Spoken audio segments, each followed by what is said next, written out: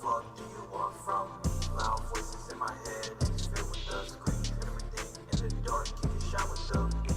Everything in the mirror is not what Yo, what's going on? You'll be on one time, yeah? Trying to get some food? Yeah, grab something to eat. Chill out for a bit. I have arrived. Yes, sir. What's going on? What's going on? Just give me a second. You're...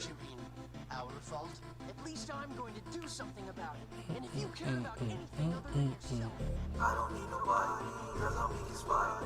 Bad bitches like a coffee, yeah, I like a naughty. Nobody can stop me, I'm black like my coffee. Red X, red pill, nobody can pop me.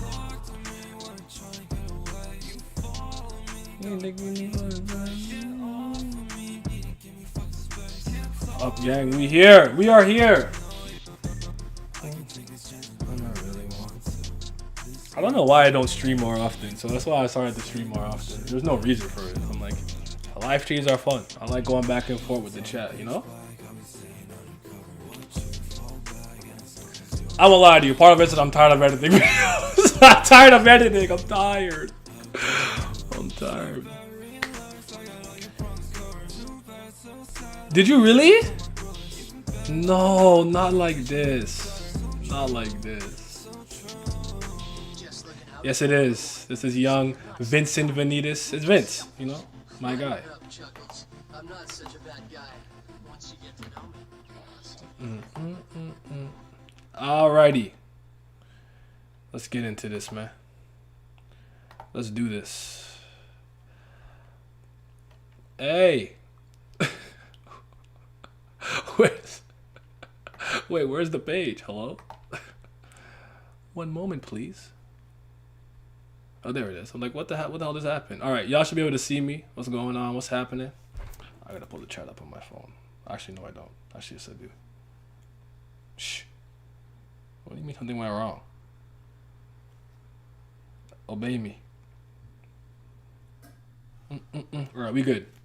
Okay, so part of the reason that I asked this question originally was because I can't necessarily say that I'm disappointed in the Slayers. I think I'd be lying if I said that. But I definitely expected more. Do you know what I'm saying? Like I didn't expect this. I thought they would be better on an overall scale. I gotta say, from an overall top to bottom scale, I'm kind of not impressed. But conversely, I'm actually pretty impressed with the Squadron Commanders, from Kallavan to even like Liboric. I haven't seen too much, but Liboric. Your Yas Ratchas, like they have been highly impressive to me. So I wanted to get you guys' kind of feel and take an opinion on that and have a little back and forth on the matter. Well, let's see who's in the chat. What's up, Flo? Udabis, my guy Katan, Chris. Listen, man, I can't. Just take care of yourself, bro. Take care of yourself. I'm not gonna even go talk about it on here because I don't know. YouTube be weird about that. Short answer: no. They're not mid. They're just facing stronger people than them, which is funny since they were hyped to be the counterparts to Jihad and the family. That's a fact. Imagine being called a god who's going to kill the family heads getting bodied by Jihad's videos. You know what I'm saying? Don't come from Yama. Squadron Commanders are too OP. I'm coming for Yama. Everybody getting it. Nobody's safe. All right? If they ain't white, they mid. Damn. And I'll add this in, right? Because I guess part of my issue, it's not even an issue, it's just my confusion a bit, is like, wait a minute. These guys are not ready to fight family heads in any capacity. And after this, I'll hop into the comments. I don't want to talk too long. I want to read what you guys have to say. I'm like, okay, why are these niggas sleeping on hiatus? Bro, get your ass in the hyperbolic time chamber. None of y'all are ready. You should be training. The elders should be on your fucking ass like their coaches, like a training staff. You guys should be working your ass off right now because you are not ready. You can't even beat the Squadron Commanders. Not to say that they're like fodder, they're the leaders of his army, but still, if you can't even face them, what the hell do you think them regulars gonna do to you? You guys should be in the fucking hyperbolic time chamber. That's what I'm saying. That's my problem. But I'm sleeping. Sleeping for what? You scared? You scared? That's why you sleep. But anyways. What? Yeah, I'm more disappointed with F.U.G. in general. I think I kind of agree with that. I agree with that, Malik. I agree with that. White mid too. That's facts. Their Slayers are lazy. The peace has made them comfortable. You know we need hard times, man. Steel sharpens steel. Iron sharpens iron. But all right. Let's get into this. Starting off with my guy Mario Cat. Let's get it. Let's get it.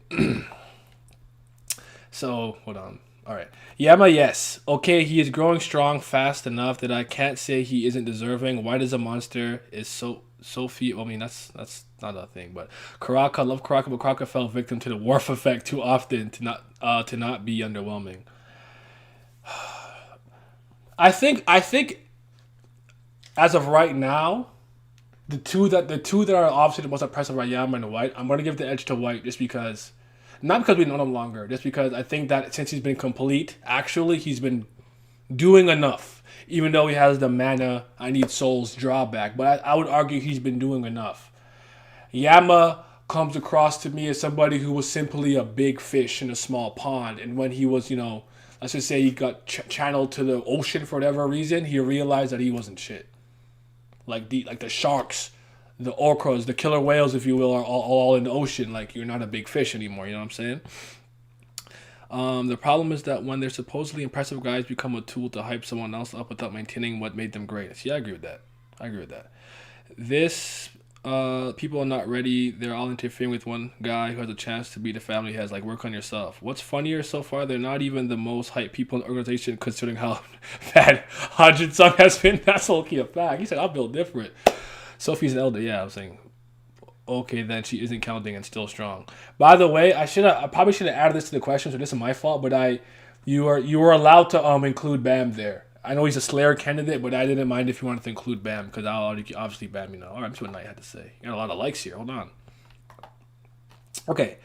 If the Slayers were so strong as everyone wants them to be, they would have went to war with Jihad armies long time ago. That's fair. I think the strength is accurately displayed for the narrative. I fully expect a Squadron Commander to be stronger or on par with the Slayer. You see, that's the thing right there. The discrepancy of power to me the gap is too wide. I could understand with Karaka because he's the new baby in the F.U.G, not counting Bam, the irregular on the come up. But I would say that Yama losing to Yasracha isn't my problem. It's that the margin is so wide. Like, Karaka cannot hang with them. You know what I'm saying? Like, White did his thing against Kallavan, give him credit.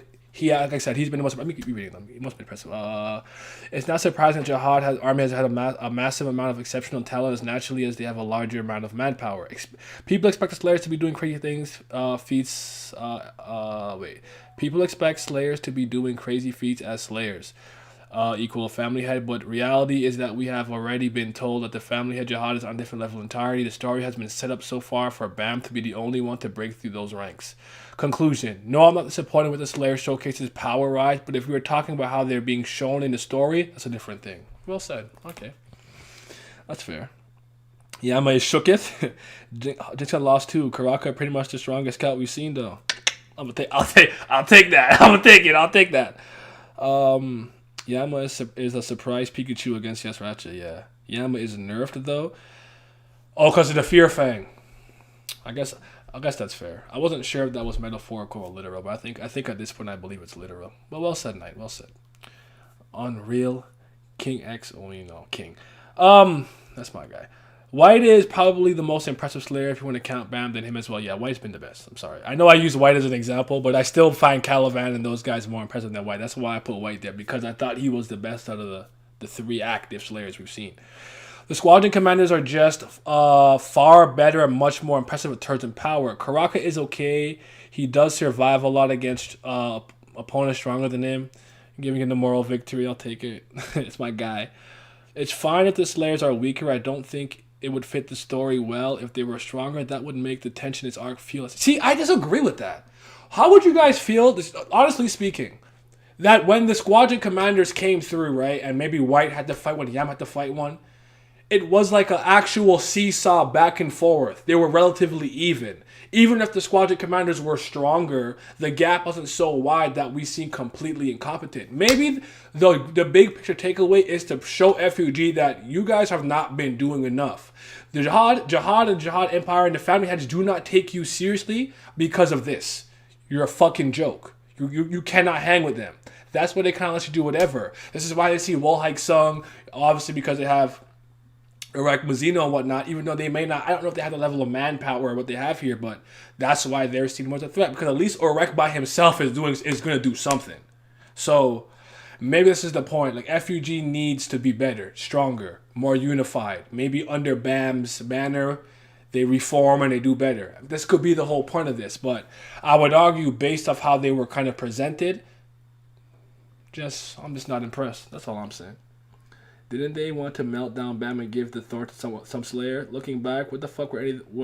Yeah, that's fair, because like they kind of were anti-Bam for a little bit. Like some Slayers and some organizations, like this is the only guy who can even hurt some of these irregulars and shit like that. So I wouldn't feel bad if Love was on Yama's level.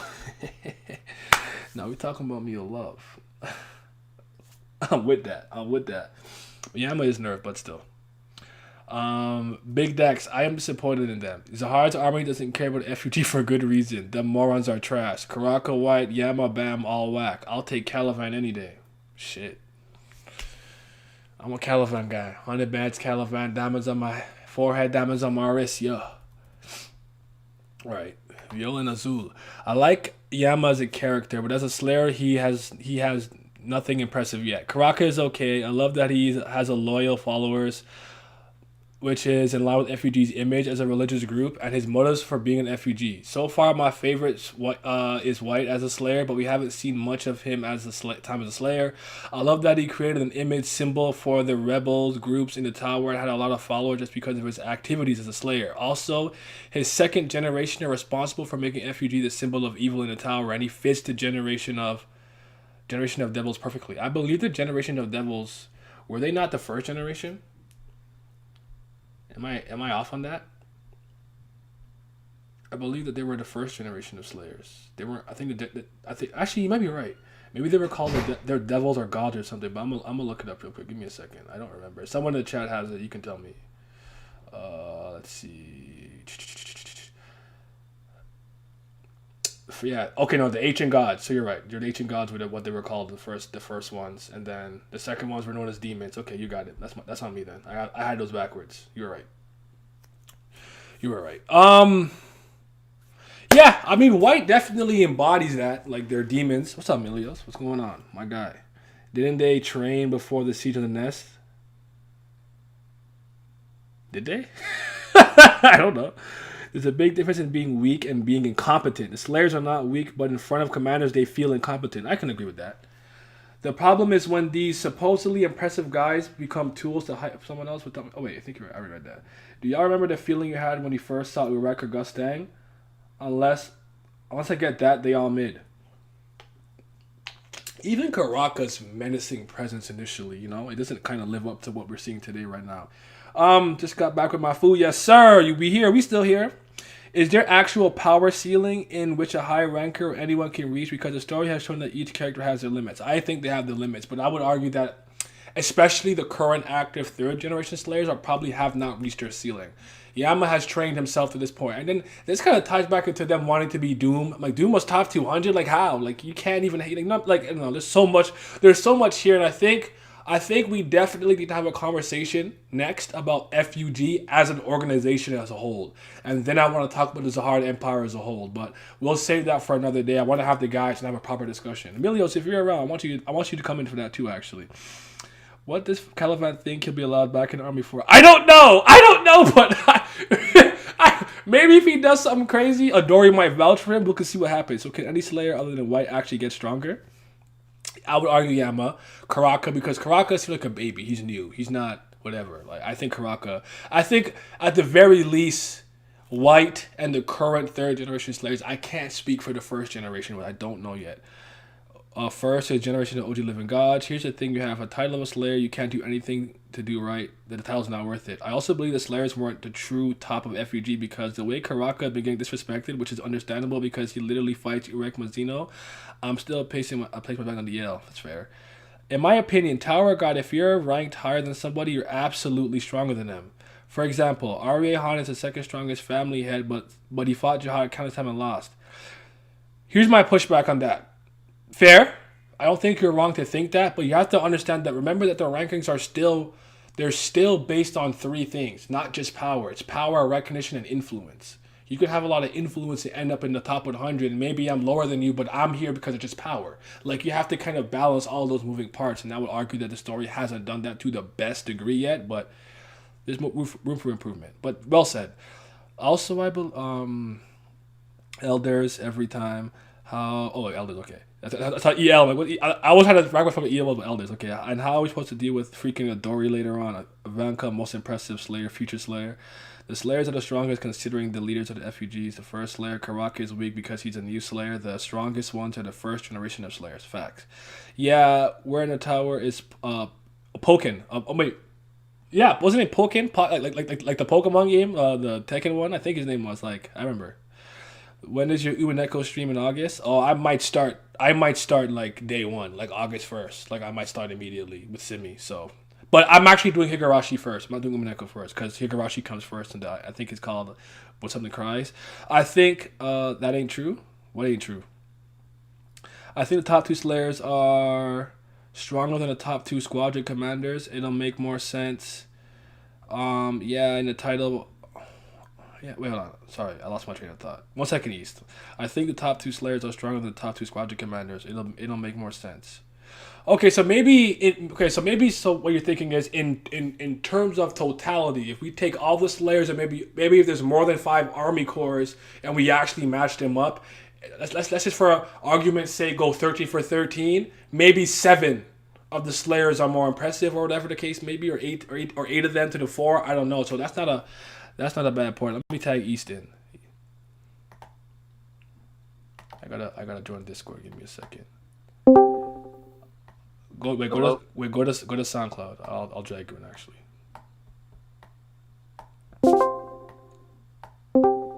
Alrighty. How you doing? Huh? How you doing, man? Man, wonderful. You know, we talked about some things, but we'll discuss other stuff For in sure. the background. For sure. Talk. But yeah, absolutely wonderful. Hold on. My people want to make the case. Hold on. What was that? Go ahead. Hold on. I'm just talking to some Slayers. I'm talking to some Slayers right now. What do you say? Oh, word? Uh-huh. Oh, the guy saying rank equal power? Fair enough. Go ahead, East. Yeah, I was talking to the Slayers, and they were just talking about why they so full of shit. Why they mid? That shit crazy. Yeah. Do you have any general thoughts before we go back and forth with some of the questions and stuff here? I only read a couple of comments. Did you want to chime in at all? Like, give your general opinion on them? Yeah, the Commanders have been nothing but confident this entire time. Mm-hmm. Even with that bum ass nigga. What's his name? That T-posing nigga I hate. That died. Damn, I forgot his name. I hate this nigga. Which one? From the lighthouse bearer from the last station. The lighthouse bearer from the lighthouse. Alpathion? Caliban's right hand. Yeah, Alpathion. Steppenwolf? Fake ass Steppenwolf? Yeah. How many Slayers are there? One for each family head and Jihad. So I believe it's 13 or 11 Slayers. I don't even know. I think there's currently 11 active seats though. I gotta check that again. My memory's hazy. Sorry, East. Go ahead. Yeah. Baseto just went to sleep. Yes. When they made the 3 orders, right? It was actually after that. It was post-war. It was when they had met up with that one snake guy that's a fucking bum. Mm-hmm. And they had mentioned that, like, all right, this guy just went to sleep. Mm-hmm. I believe so. No, it'd be 11 seats, right? There's the 10 great families of Jihad. Yeah, it's 11, isn't it? 11. Yeah. Why am I confused? Because Loose Lick should be in the top since he beat the first. So he started. So there should be a minimum 11 Slayers in total. But all right. Hold on, Bear. Somebody said there's only 7 Slayers. I guess so. Seven. I think like there would be if you would need 7 for all the family heads. I'm not saying there's 11 right now, but there would be 7 available seats. Like if Organization 13 had 2 openings for nobodies, but because 2 died, like it works like that. Is what I'm saying. Okay, I'm in between. Yasirach had a situational advantage over Yama, being that Yasirach placed fear over Yama when he was a baby, severe nerf, and White had the advantage over Kallavan from my perspective in that fight. but Kallavan's attention could have been split, causing a disadvantage. Karaka isn't as impressive as first thought, but his character, to me at least, isn't bad. Jigsaw gave Karaka armor that would allow him to operate in the manner that Karaka does. I think the jealousy Karaka has towards Bam explains why Karaka was initially an antagonist, but as an ally, it's not how you spell ally, it makes sense to work together since they have the same goal. So outside of Karaka, I think it's fairly matched between the Slayers and the Squad Commanders. Depending on the matchup, it can go either way. I mean, matchups do matter. Would you agree with that? Yes, matchups definitely do matter because if I have more defense, if my power base is like I'm more defense, like this Karaka is basically immortal. You can't necessarily kill him. Right? But had anybody been in the face of Europe when he flicked 1% to 5%, they'd be damn near dead. Okay. But with Karaka, he's damn near almost like a cockroach where you just can't seem to kill that motherfucker, and he just damn near not immortal, right? So he may not have the strongest offensive power, but his defensive power for him to get away and depending on what he's trying to accomplish. So like you know how there's a fight like Simeon likes to say, fighting is a thinking man's game, and not every objective is I punch you, you lose, this, that, and other. Right here, they don't necessarily have to kill everybody here, but if they get Jing Sun out, they win their objective. So with somebody like Karaka, it's like if I just use my forte, let y'all think y'all killed me, and I slip in through the cracks, and I still get my master out, then their objective is kind of won. So matchups do matter based off a lot of things, especially in the tower. Because like how Yama Racha got the shit going, like, well, even before I was like, okay, they kind of even. Like, all right, he kind of got the offense, he got the power to control canines, so that's throwing him off. But now the whole situation is just, yeah, I'm ashamed. I was only on the team, but just. I feel it. That's what the chat's saying. Don't think the stories are connected. Higurashi Mineko. It's part of the When They Cry series, almost similar to the to Steins Gate and Robotic Notes and Chaos semicolon Head. It's part of the same kind of continuity in the universe. It's not necessarily that the stories are directly linked, but it's part of the same shared universe, and Higurashi comes first before Mineko. I do my research, my nigga. I know what I'm talking about, trust me. It's like what people always say you should do Fate Zero first. No, you shouldn't. You go through Fate Stay Night, despite Fate Zero being a prequel, the same way you go 4, 5, 6, 1, 2, 3 with Star Wars. I don't like playing out of order. I play in release order. How many Slayers are there again? We answered that already. There should be 10 and 1, yeah. T-Pose and Steppenwolf. I couldn't take that man seriously. A lot of seats are filled. I think there's 7. Okay, yeah, someone said 11 spots, 7, so there's 4 vacants. I think Bam is a Slayer candidate, so really 3 are probably vacant. I think Bam will get one because he's not a Slayer yet. He's a Slayer candidate. So far, the Slayers are nothing special. Still need to see something from White. White has potential, fair enough. Since he was fighting evenly with Kallavan on stage, he's as strong as a Squadron Commander. But then again, like to Rand's point, Kallavan was distracted by the fact that he was looking at Bam and I think at the time was like more extending the ship to blow up. To destroy his people, like he was emotionally maybe a little distracted, and the crack that White and the White used the crack that Bam made to lop his arm off too. He couldn't even break through his defenses naturally as a regard. Like I'm not saying I don't know how the fight goes if it keeps going, but my point is that like Kallavan didn't look unimpressive to me. It's a way to hold your own. My fault. Yeah. Did a Slayer disappear because Yamo's story changed, or is that Slayer still around? Are you talking about Immort? I believe Immort still exists. I think just the story of the Bay Road and all that stuff has changed. I think from my understanding, Immort has not been deleted as a character. He exists. He's just not a part of Yamo's story. Yamo's story now concerns his ties to Lopobia, the 3 brothers, and Yasracha. So. Yeah, Amort still exists. Yeah, play release order, sir. Of course. Slayers we've seen so far are bad, but they ain't slaying nothing. They like bad to the power 4. Liborg definitely got some inferiority issues. We gonna see. Okay, let's keep it going though. The Commanders are better, and it's not close. Oh shit. The only impressive Slayer is the Slayer candidate. Yama is sorry, and how the hell was Doom top 200? I keep asking myself the same. Doom? The tower wasn't made in that era. There's nothing but mid-ass niggas. Or maybe because he could create canine people or something like that. that was where his recognition and influence came from? Because it couldn't have been from a power standpoint. There's just no fucking way. So he was on his Evan game. Okay. Yeah. Evan's, Evan, weapon merchant, great silver dwarf, top 100, baby. He's not throwing hands with Yuri, you know what I'm saying? So. Yeah, ass whoop. So, okay, so we on that gimmick. I gonna lie, I'm getting cooked. Type beat.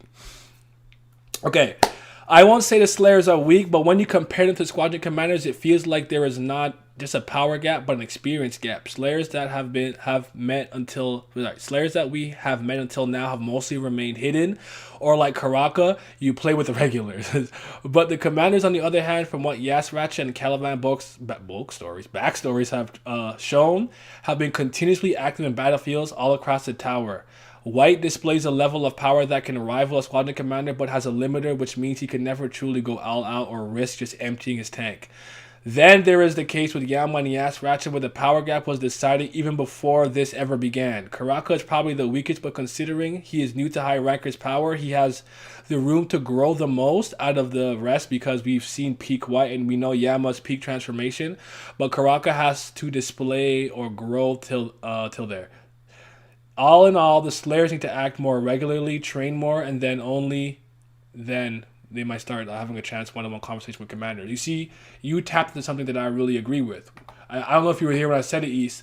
My problem isn't necessarily the way the Slayers are weak like this, but if they're not even able to be Squadron Commanders, why is F.U.G trainers and elders and such not on their fucking ass? Why are they sleeping? Why is this nigga in the red light district? Why they are not inactive? You should be in the field getting fucking stronger. That's what I'm saying. You know what? It's interesting you say that, because a lot of all the Slayers have really good powers, but if you're not playing, it's like the soccer story you told us, like that one post that you were fine with it, but you could, is your right leg or your left leg? You couldn't dribble with one, if I recall the story. I couldn't dribble with my left. I'm right-footed, so I couldn't dribble with my left foot. And my coach, yeah, but you were clean. But yeah, yeah. Go ahead. Yeah, it's your story. It's your story. It's your story. No, I was just saying my coach forced me to work on my left foot, despite how good I was and everything. While other players were.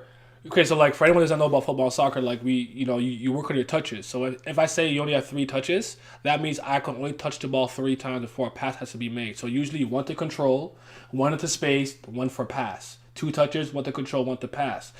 For me, when we were playing possession like that, the coach would make me have 1 touch, left foot only, to improve on what I was already. Even though I was already good and talented, to get me better, he worked on my left foot.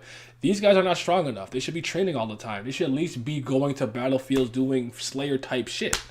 You know what I'm saying? So exactly, that's my point. It's like y'all need to be strong, but y'all not nowhere near y'all should be. Like if y'all really supposed to be taking out the top of the fucking food chain, and y'all, I say. A lot of years, over 1,000 years. Yo, East, your mic is going crazy. Hold on.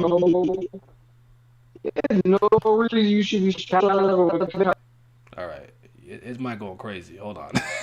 Yo, East, like jump back out.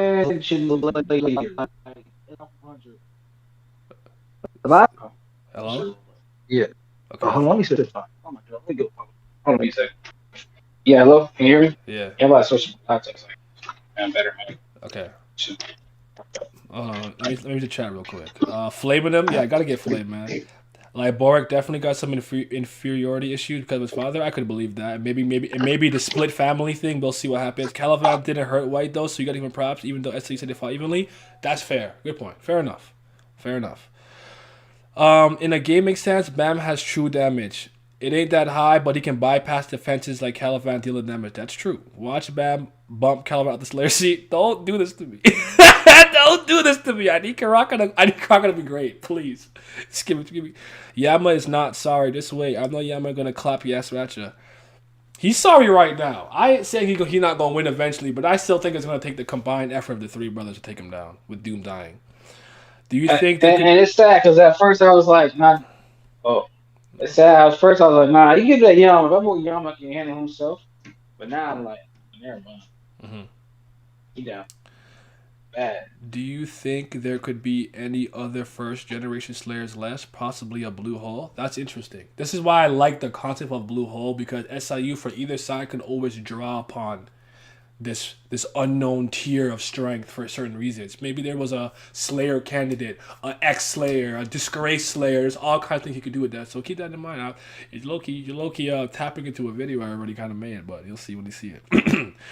Wanyama's not fighting 100% with Gas Fracture because of the fang you planted him, because he keeps saying it's taking so long to transform. That's fair enough. Kallavan sacrificed his arm because if he didn't, he said his entire body would take serious damage. That is true. He did say that.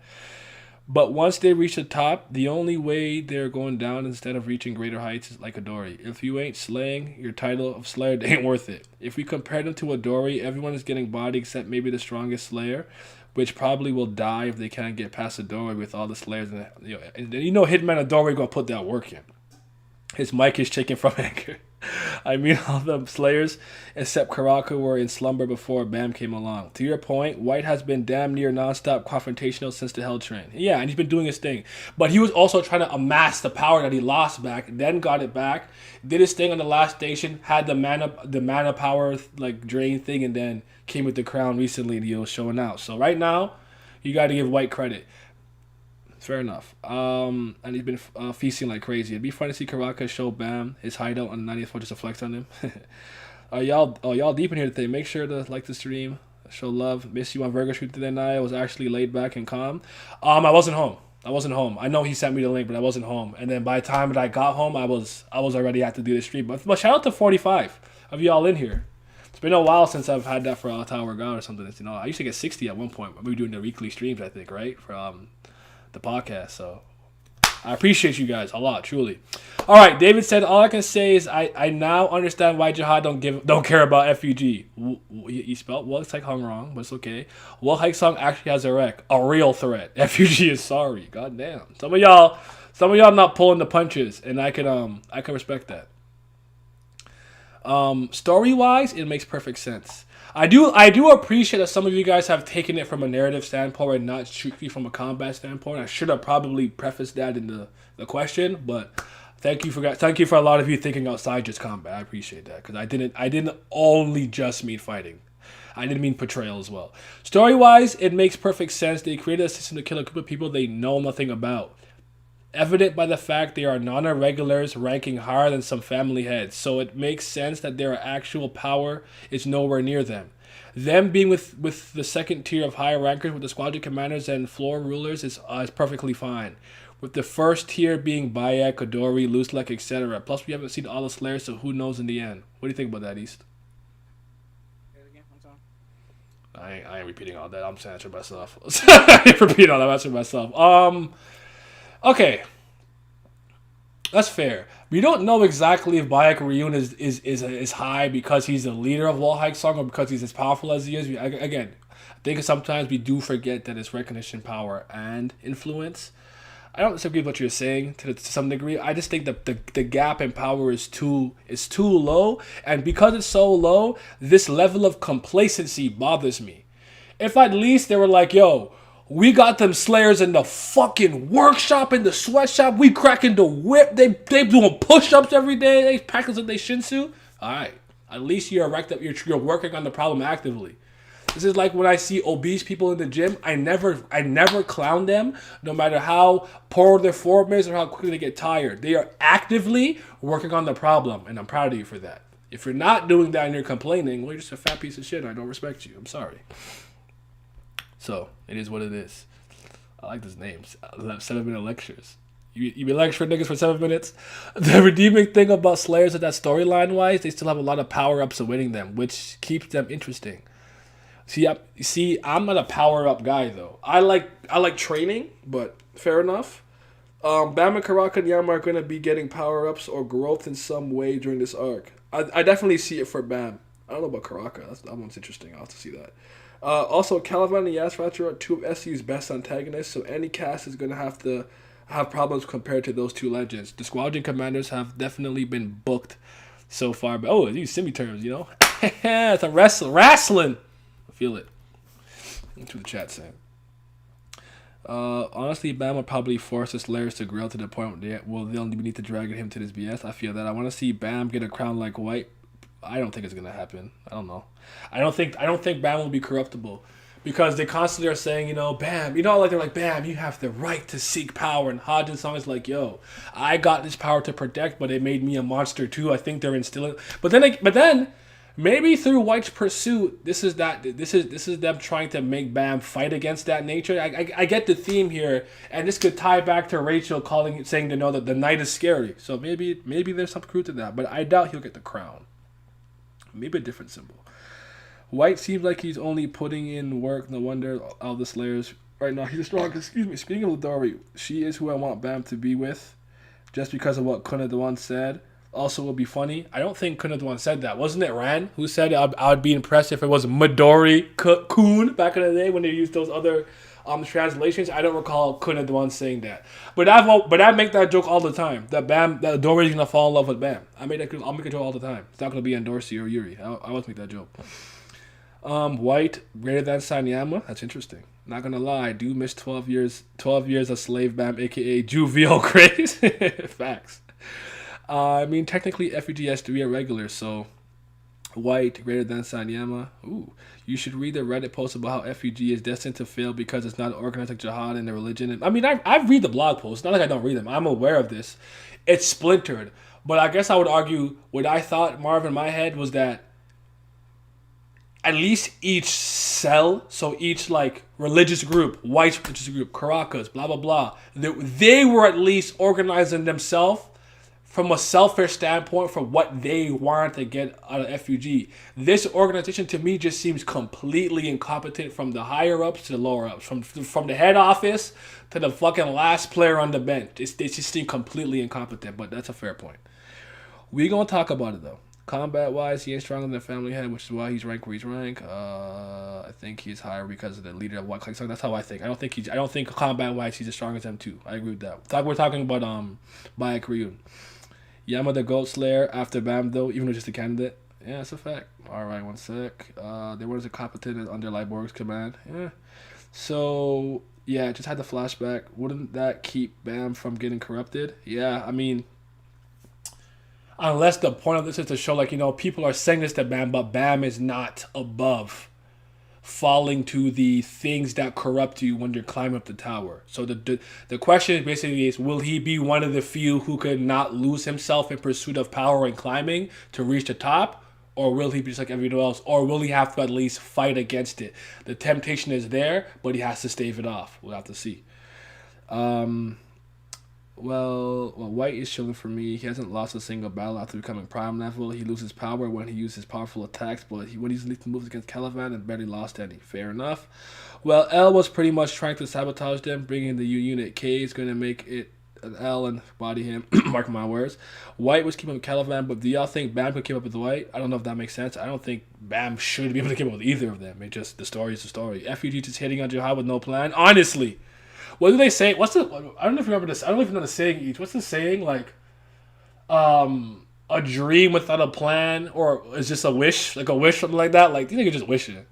Yeah, I know exactly what you're talking about. I can't remember it verbatim though. Yeah, it's talking about like a goal or something. I don't know, but you need a plan, or else it's just a fucking wish. Yeah, it's just a wish, like something like a dream with no plan.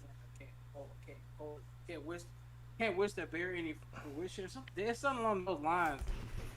Yeah. That's a point too. It's like, all right, I want to be the greatest player. Okay, how you gonna do that? I'm gonna sit here and wait to get drafted. All right, man. That's a wish. Get your ass in the gym. Fair enough. Okay, let me keep reading. To be honest, only Karaka is disappointing, even though he's the newest Slayer. Damn it! I'm so angry at this comment because it's true. In a lot of ways. Yes, Ratchet looks very well rounded. He made Yama his B. Kallavan's also amazing. Made Karaka his. Come on, dog. Why is he only one who lives up to the title of Slayer? Okay, at least there seems to be a common theme of us being genuinely impressed with at least White currently. It took us a while to get here, though. We can't deny that. From Hulk Quinn to Incomplete to being in a nasty, nasty outfit in that when he's fighting Dorsey, in the fucking Christmas sweater, that was terrible. The worst fit. It just says that and Kuhn's Boy Scout outfit are contenders for the worst fit in this fucking webtoon. What the hell was he thinking? Nah, I think I love the boys because the Freddy Krueger shit was naughty. Ugly as Nightmare from Elm Street sweater he had on, man. Yeah, that was It was horrendous, boy. like who authorized this? Who let him wear that? They weren't his friend.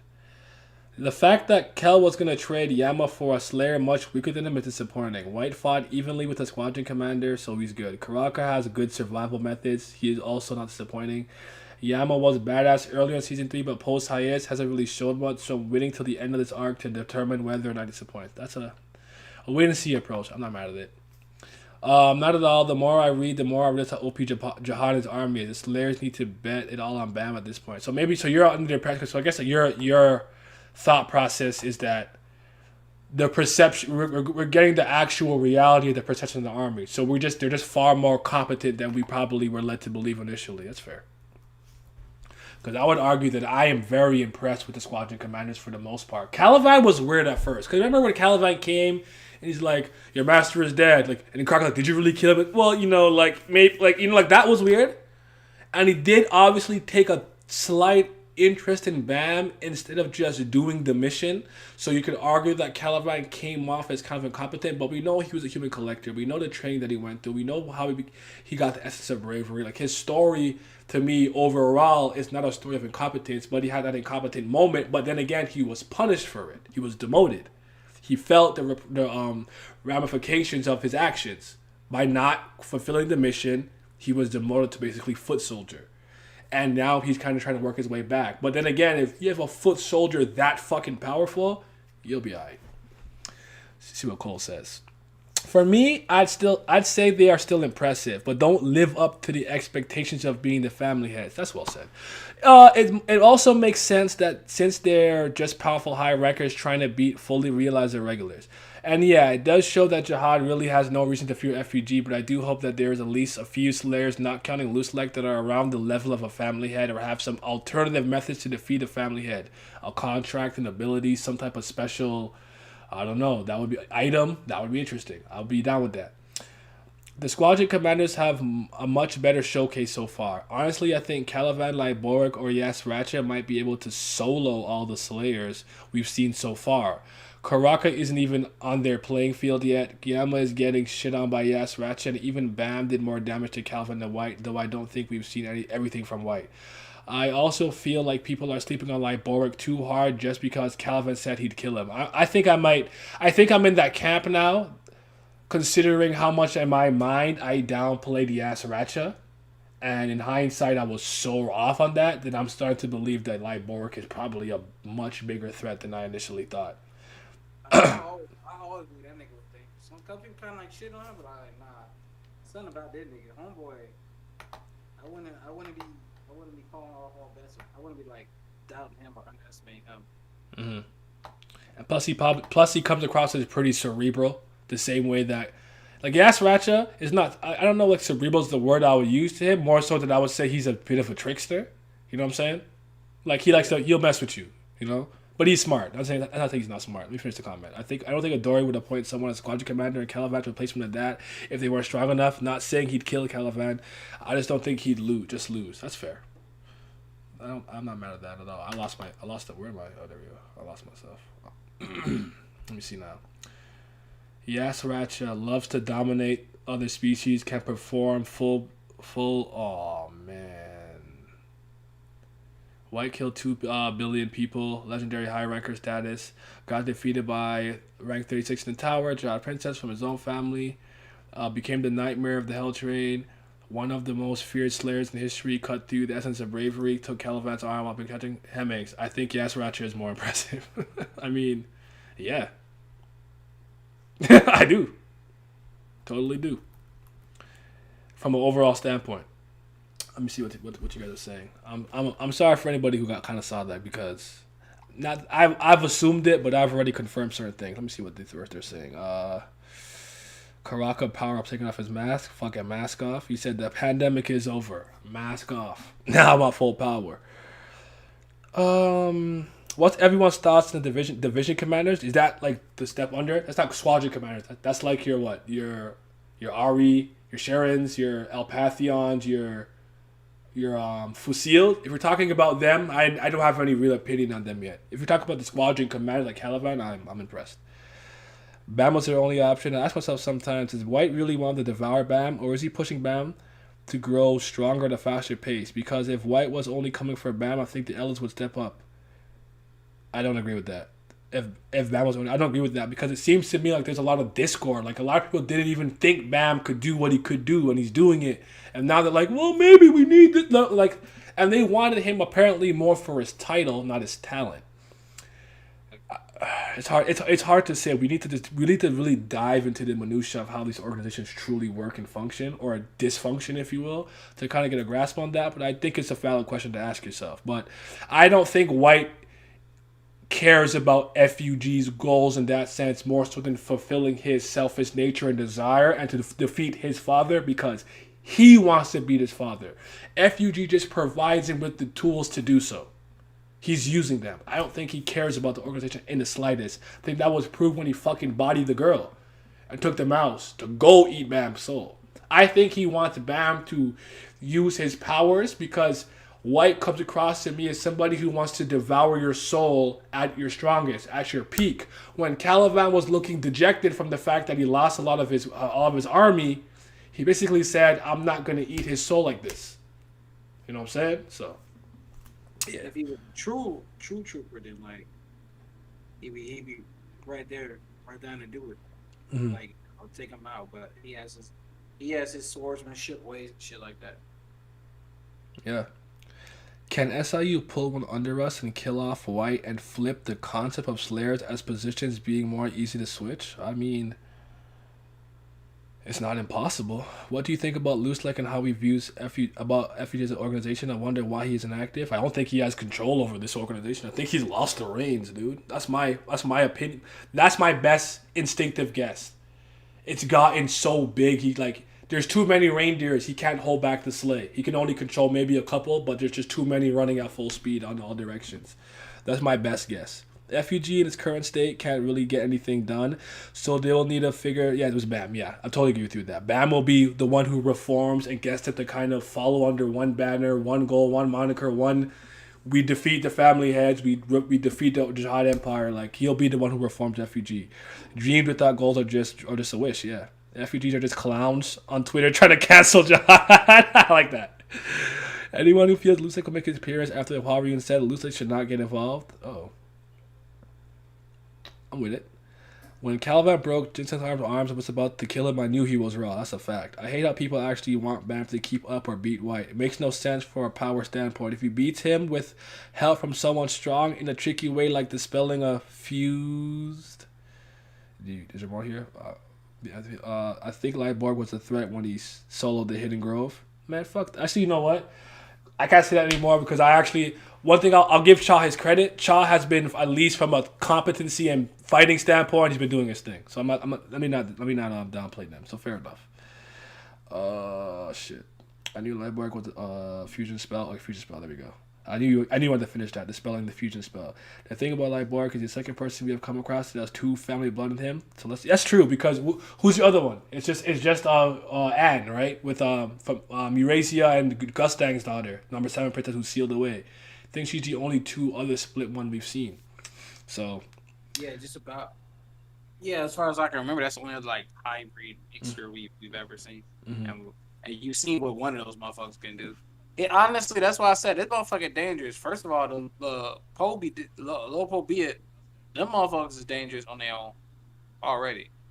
But then to be mixed with a coon, now they got the brain and the bronze. Whether you want to be a fighter or not, Coon doesn't want to be a fighter, but if he has to throw hands to defend himself, he can hang with anybody in his class. Mm-hmm. But they rely on that brain power more than the majority of the time. Even they can combine it with their cunningness and their other abilities to can make them that much of a threat. But for that motherfucker, I'm telling you, that motherfucker probably got an animal mixed with one of his sensu qualities and his cunningness. That nigga dangerous for sure. Mm-hmm. He's gonna be a problem, dude. Like big time. I think my problem is I think at the point when Lightborg was introduced, I was tired. And Milios slide, slide come through. I think at the point I was tired of overhyped characters being this and that and the third, and I'm like, I want to see what they can do first before I judge them. But yeah, All right, let's keep it moving. As it stands, I'm unimpressed with the Slayers with the exception of Loose Leg. Yas Ratchet's display has made me rethink a few things. First, I want to say that Kallavan is a effing fraud and we shouldn't have believed anything he said. You know how I feel about that fucking guy. I can't stand him. With the way Yas Ratchet saw Yamo, I feel like comparing him to Loose Leg is disrespectful. Prior to the current arc, it was mentioned that Loose Leg can't make a move because when he does, a family head will get involved too. This tells me that Loose Leg may not be able to kill a family head because of the immortality contract, but he's dangerous enough to make them move their ass. So it's kind of like, okay, I hear you. So right now, the only person I'm putting on a pedestal with the title of Slater is Loose Leg. Unless anyone else can make a family head move, you're not impressive to me. As for the Squadron Commanders, so far I like what I've seen. I've always liked 100 bands, and Yas Ratchet is growing on me. 100 bands, Kallavan, yes sir. Yes, sir. I can't lie too much. I'm starting to become a Yas Ratchet fan. I can't lie to y'all. I'm fighting it. Yama, come do something, man. But it might be next season. What does Timmy always say? We nyan on this bitch? Yeah, meow. Shout out to Jeff, your meow. Shout out to 50 you guys in here. Oh, man. I appreciate it. Light Prayer says... I think all the Slayers in the story, White, Yama, Karaka, will get power ups, while the old generation ones will be OP right away. So the ones that are currently active have room to improve. The ones that are at least first generation or sleeping are already really, really high ceiling. Okay.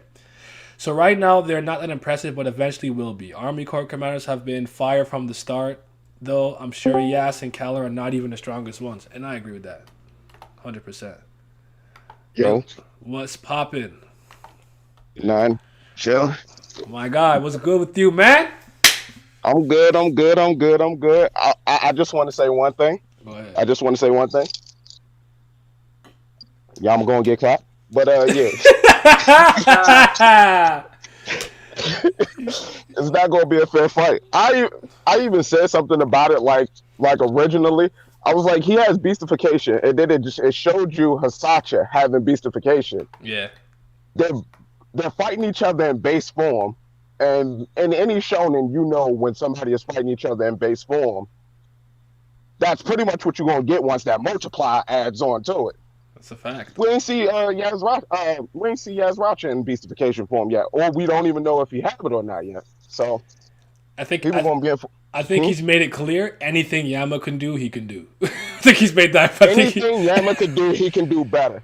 It's over. It's the Katakuri fight all over again. Yeah.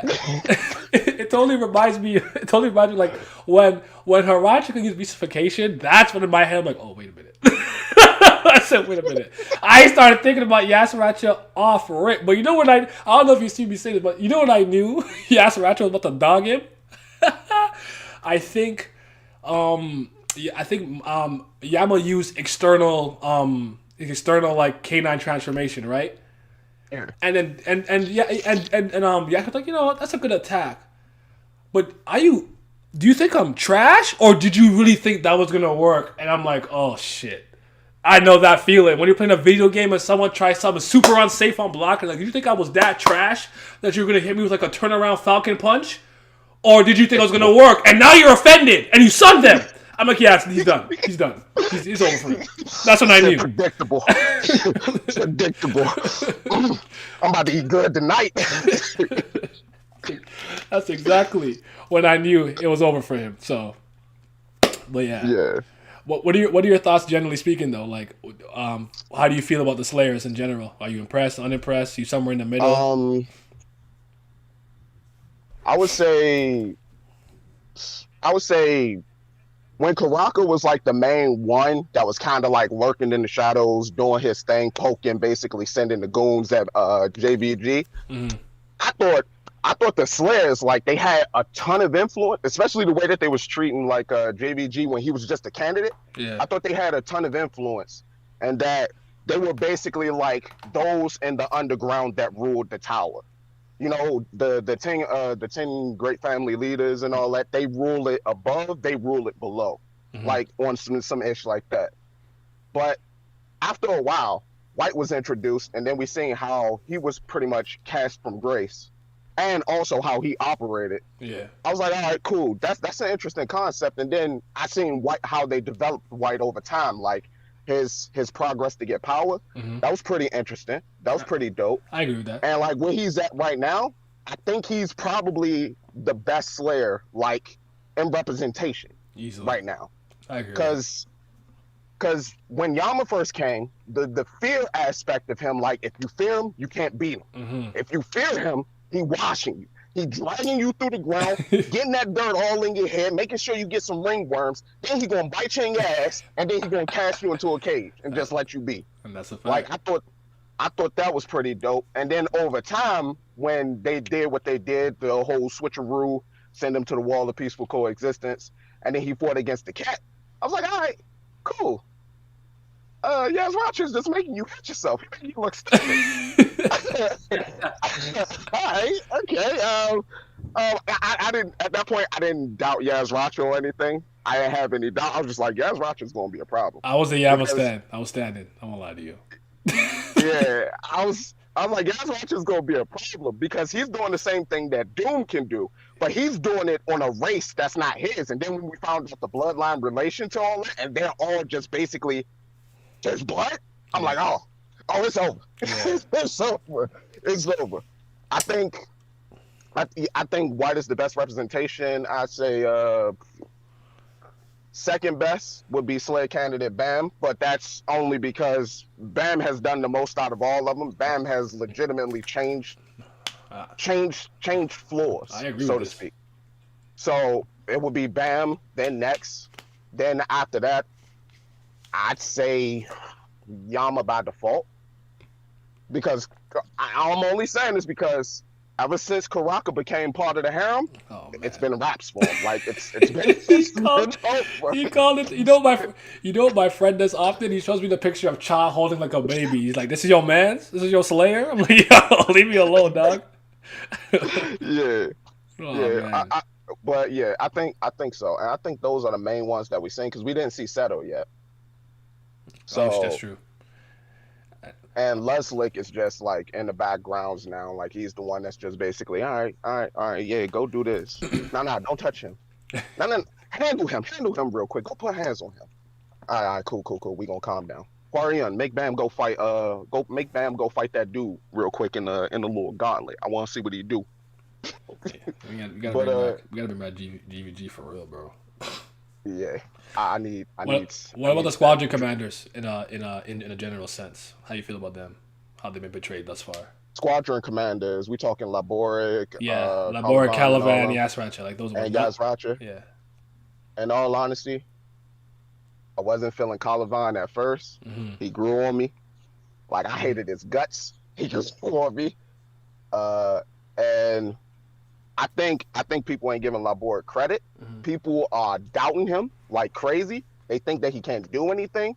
When that man stared down Hidden Grove, got them to surrender by himself. Yeah. Nobody else around him. He went out there in the street by himself, said, "Who want to run the ones?" Matter of fact, let's 1v5. Let's 1v5. Like, let's see how y'all come out of this. And they was just like, "Nah, you got it, fam. just take a sit. You got it." So I think people are like not taking that into consideration, and I think that's like one of the big things that we really need to think about, especially considering the showcase that we got from Doan when Doan came out, the showcase that we got from Cha when Cha came out, and he just sitting there waiting, watching everybody. All things considered, he's powerful. I don't like that he bet the Nita Bam off for it, but he's strong. Yeah, exactly. That's all I'm counting right now. I'm not counting characteristics, mannerisms, none of that. Just.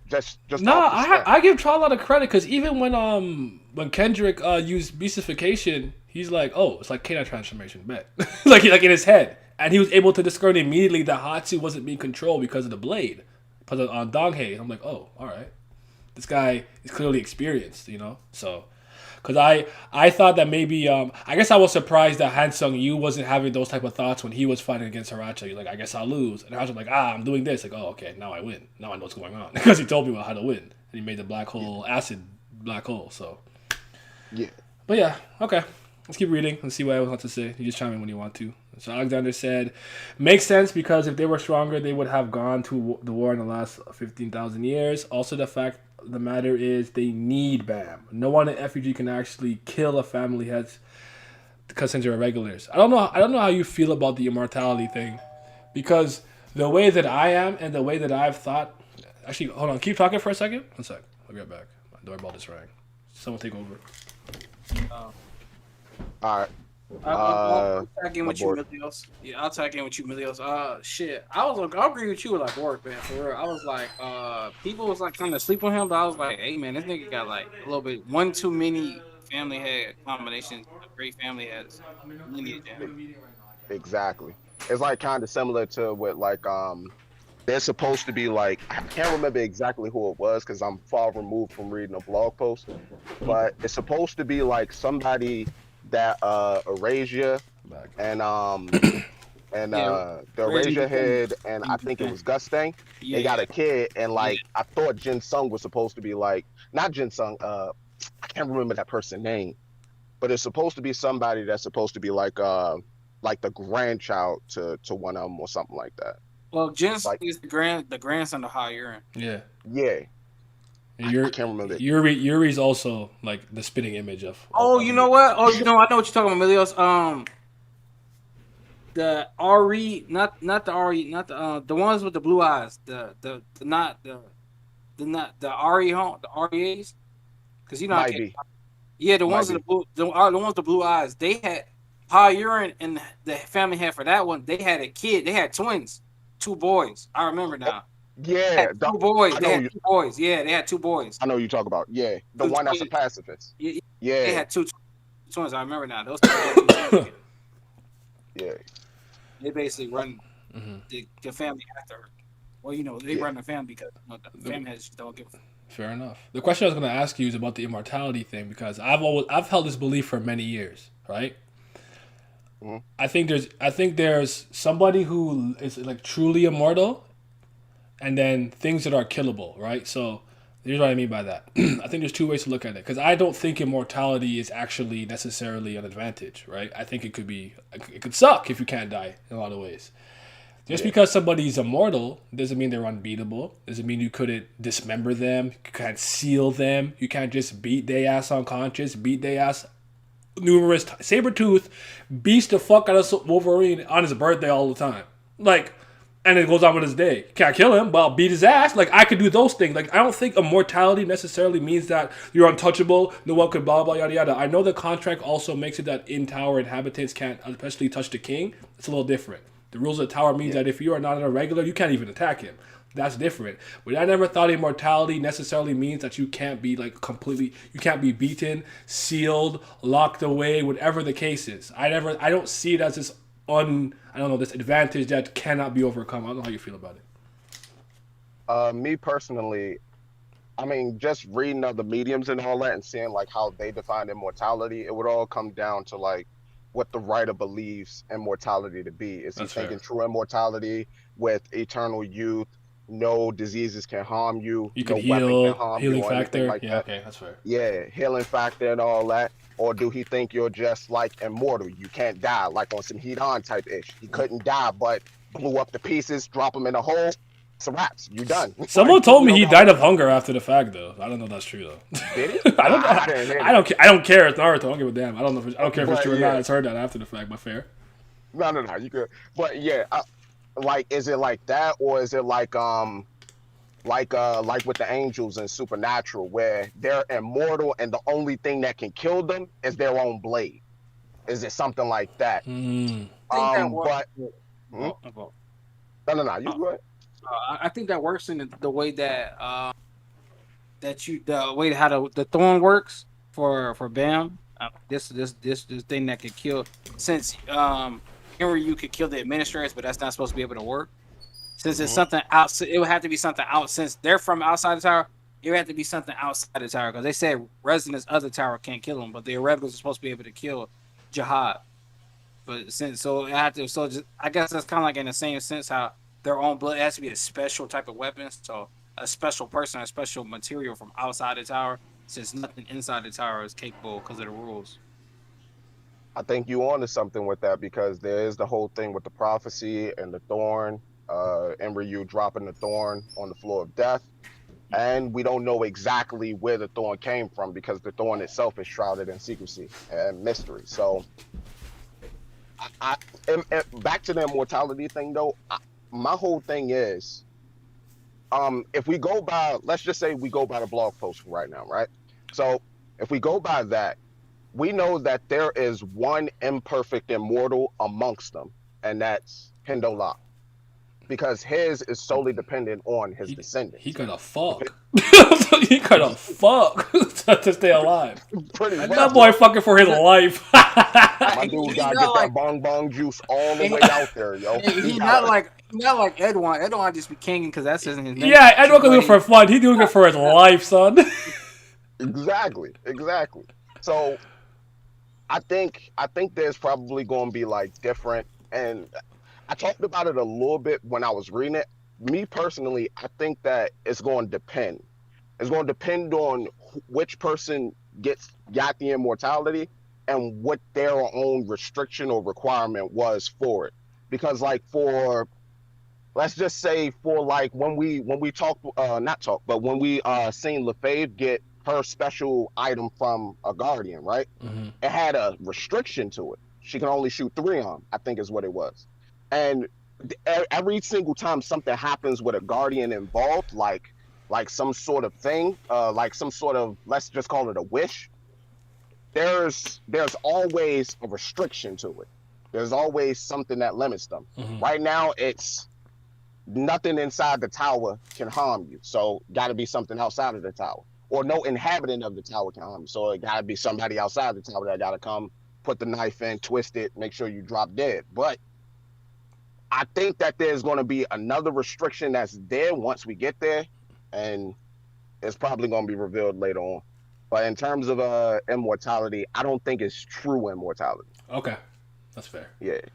Because to me, that just means you just, no matter what, you just cannot die. Like, at all. It doesn't matter. Like, like most things, it's more like you can't, they don't die from natural causes, but there's a specific way to take them out. Like a vampire, Yeah. stake them in the heart, the sun, garlic, whatever, silver bullet, or that verbals, Exactly. whatever. But yeah. Right.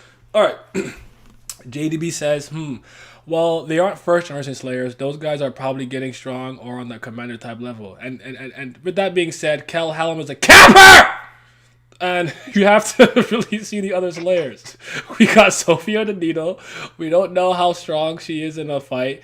And we should have like what, 6, 7 more be revealed. I think we should have 7. I think we have 7 active. I agree with Knight that their strength is acceptable for the current story. Karaka is still young, so I'm expecting to match up with the older Slayers. Maybe we'll get a training arc with Karaka in the future. My guy just going outside more and more every day. I don't expect all of Jihad's commanders to be on the same level. We still have the first though, their commanders to see. They might be on the same level, on the next level. I'm just enjoying the story at the moment. I hope SAU can keep it up. Fair enough, my guy. Fair enough. Well, let me see what the chat's saying. Look like you guys for a little bit. My bad. Dreams like all just dream. Loose leg. Can I get involved? Kallavan broke. Yeah, blah blah blah. Fusion sponsor. I read all this. And then I think last thing I read was what you said. So I'm going after what you said. I'm impressed by Chad. To be honest, he's strong as fuck. No, he is, and he's competent. I don't have a problem with him. Honestly, I'm not mad at him no more. It's just moron, aka Don. I can't stand.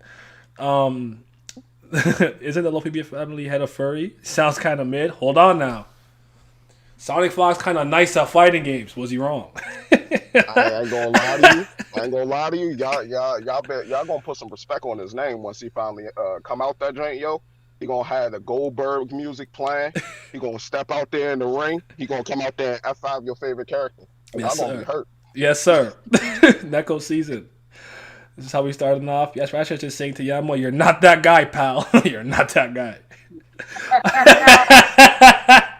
I imagine that Jihad have the highest members of Jihad army or other family heads know ways to bypass the immortality contract, which the Slayers can take advantage of, so they don't need BAM for everyone. I agree there's probably some type of weapon, loophole, spell, or something you can use. Maybe there's a way to remove the contract. I don't know, but we'll see what happens when the time comes. Do you think Evankel, if she survives, will become a Slayer after the nest? Her student and Han Sung Yu are already supposed to F.U.G. I kind of don't understand why they haven't tried to already, in all honesty. But maybe they know something about the ancients or the natives, whatever you want to call them, that we don't know about. Well, I could see to a point because they did mention recently with that she's just housing it until they find who is truly supposed to. Yeah. So the fucking you know, the elders that have been back since the Jihad them niggas was climbing. Like it's plenty of people that have been around since Jihad and them before Jihad and them, like Kronos and other people. Because Kronos, they said Kronos travel. Remember Kronos travel with that on what the 10 Great Family has almost as like a side character. And then it was like, remember Yuri fought. She pulled it out against Karaka. They first met, Okay, and it was like Kronos. you talk about Quadrado. He had the weapon in Oh, Kronos. Kratos. Okay, yeah, I Okay, said okay. Kronos. Yeah, I assumed what you meant though. Okay, okay. yeah, thank you. But yeah, my fault, y'all. But yeah, it's like, well, it's plenty of people that been around that long that know all about all the ancients and all that shit since he split up and stuff like that. So since it's just housing, I mean, since she's a part of FUG, I'm pretty sure the business she went on could be explained too. Like, maybe they try to recruit her and she was like, "Nah, I ain't really about that. I'm just housing this shit for. Her. I'm just housing this shit for these niggas. That's it. That's all I'm doing." Fair enough.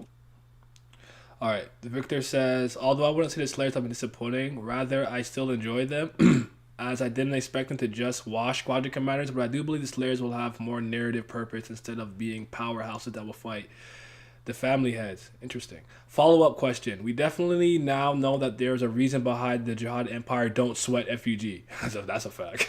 They're not worried about y'all they're not worried about y'all. The Squadron Commanders have been looking overall way more impressive than the Slayers we've seen. It really seems as if Bam is their only hope and that he's going to have to backpack F.U.G. at this point. He's going to have to carry on his back. His back hurts. Fourth quarter, Kobe. Also, I personally believe that Kallavan would have beat White eventually at the first wall if they had to go all out. I believe the same thing. I'm gonna lie to you because there's no way White is tanking Kallavan better than Hajin Sung. Ooh, interesting. So I believe that if Kallavan got like 2 good hits, White would lose. So Squadron Commanders over greater than sign Slayers. Hold up. To chime in on that real quick. Go ahead. It was a given that Kallavan would have won, in my opinion. If we talking Wall of Peaceful Coexistence, White ran. If we talking the nest at the first wall on the nest, I'm the person that think Kallavan was holding back. So let's say he lose an arm. He said, I'm gonna take damage if I took that head on. All right, cool. He still lost an arm, right? That wouldn't have killed him though. And that was White's best attack. But that wouldn't have killed him though. He would take a damage, but and who knows how much that would have taken out of him? Maybe I don't know. That's true. Yeah, but White was also a little dream. Yeah, no, White needs to yummy them souls.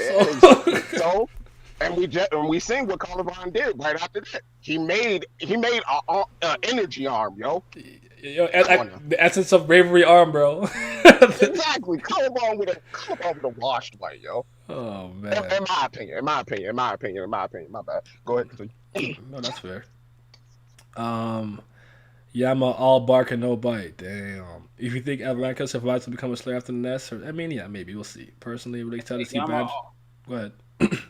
I'm all bark no bite. Hey, what did the Emperor say? Neko season. Me nyan. Shit, I lost where I was. But personally, really excited to see what the Bam's new power will look like when he combines them. I won't lie, I was kind of getting annoyed when Bam had so many different powers. I agree with you. This man had a war flashback. That cool power. I wish the K9 Tooth Festival was longer and focused more on regular battles. Would have been a good chance to introduce the third Mad Dog. Y'all still holding hope that they're gonna be raw, huh? We don't need to see him no more. It's over. Bargov was good. Bargov was good until he wasn't. Elliot Bluesaw, he was good until he wasn't.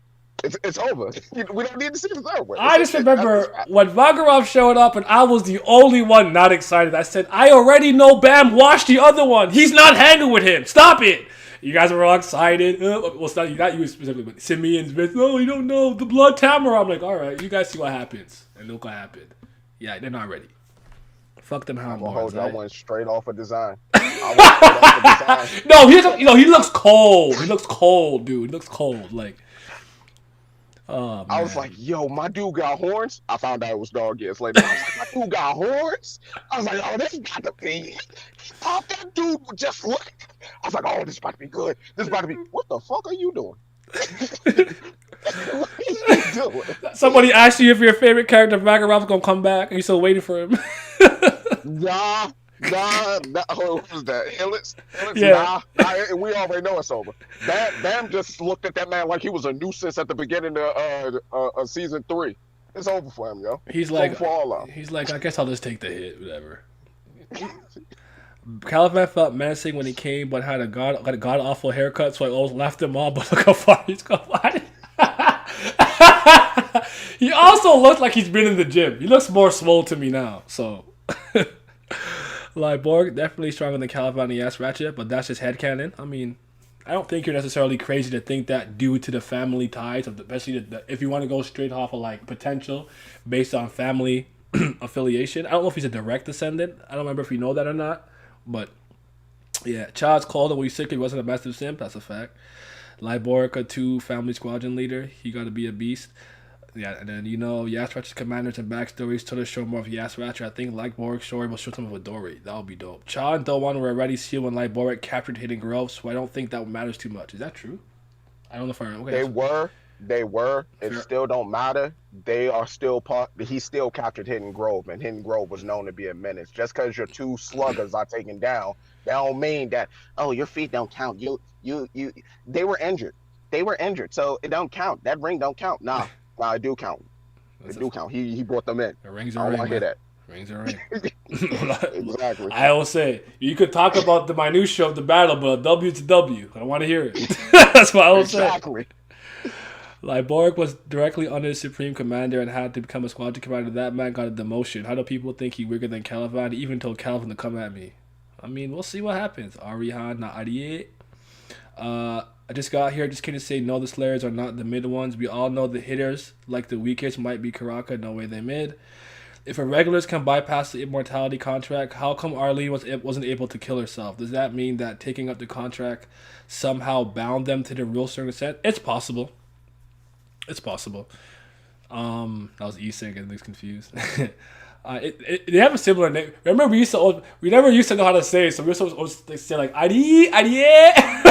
We used to just say a bunch of nonsense. Me and Laz.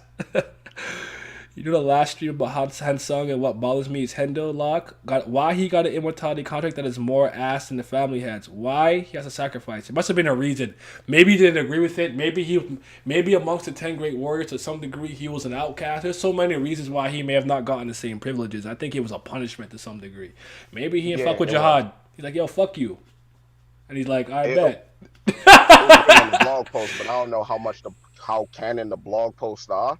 But it was like something like it made it seem like it was because he coveted it, like he wanted that. Okay. Like that was like the one thing he really wanted, and it was like the administrators was like, "Oh, you really want this?" Yeah, the blog posts are definitely hard to take at face value these days. I kind of just read them for information's sake, but I don't actually put much stock in them anymore.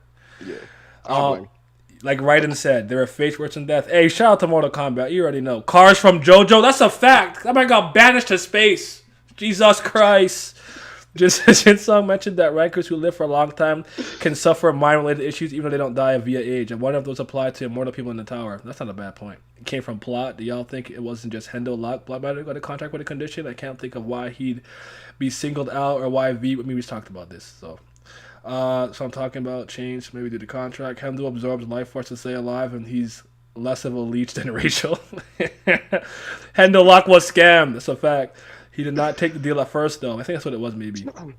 They really hated that Destiny talk. Callum came with boomer knowledge and personality. Man was stupid. I'll never stop clowning him either. He's dead to me. His arrows are cool, though. I like the teleporting arrows, which is fire. But the past shit's kind of cool. But other than that, fuck that guy. You want from the count? No, my problem is I can't. He just comes across to me as a capper. I can't believe anything he says.